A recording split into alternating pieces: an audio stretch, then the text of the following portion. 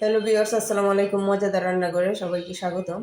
আজকে আমি সিম আলুর ভর্তা করব। ভর্তাটা কিভাবে করতে হয় এবং কি কি উপকরণ লাগে এগুলো আপনাদেরকে আজকে দেখাবো। আমি এখানে নিয়েছি কিছু বিচিওলা সিম, নিয়েছি দেশি আলু এবং নিয়েছি কয়েকটা কাঁচামরিচ এবং নিয়েছি দুটা পেঁয়াজ কুচি।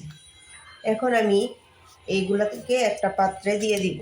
প্রথমে দিব সিমগুলো, পরে দিয়ে দিব আলুগুলো, তারপর দিব কাঁচামরিচগুলো। এখন আমি এখানে পরিমাণ মতো পানি দিয়ে দিব।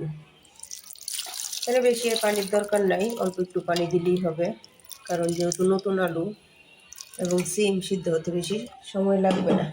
এখন আমি একটা ঢাকনা দিয়ে ঢেকে দেব। এখন আমি সরাসরি চলে যাব চুলা এগুলো সিদ্ধ করতে যতক্ষণ সময় লাগে, কমপক্ষে আমার 15 থেকে 20 মিনিটের মতো সময় লাগবে এই আলু আর সিম সিদ্ধ করতে। এই পর্যন্ত আমার অপেক্ষা করতে হবে। সিদ্ধ হওয়ার পরে এরকম হয়েছে। আলুগুলো আমি পরিষ্কার করে নিয়েছি। আর এখন এখানে পরিমাণ মতো লবণ দিয়ে দিব। লবণটা যার যার ইচ্ছা মতো, যার যতটুকু লাগবে ততটুকু দেবেন। এখন আমি কাঁচামরিচগুলো চটকিয়ে নিব।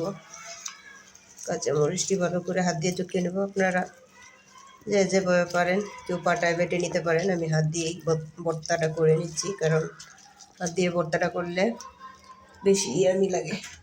এখন মরিচটি চটকানোর পরে পেঁয়াজ দিয়ে দিব, পেঁয়াজ কুচিগুলো।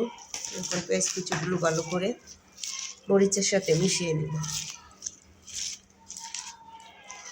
এখন মরিচ আর পেঁয়াজ মেশানো হয়ে গেছে। এখন আমি আলু দিয়ে একে একে করে এভাবে চটকিয়ে নেব। কারণ আলুগুলা চটকানি হয়ে গেছে, আলুগুলা বেশি মিহিন করব না, আমি এরকম আধা ভাঙ্গা রাখবো।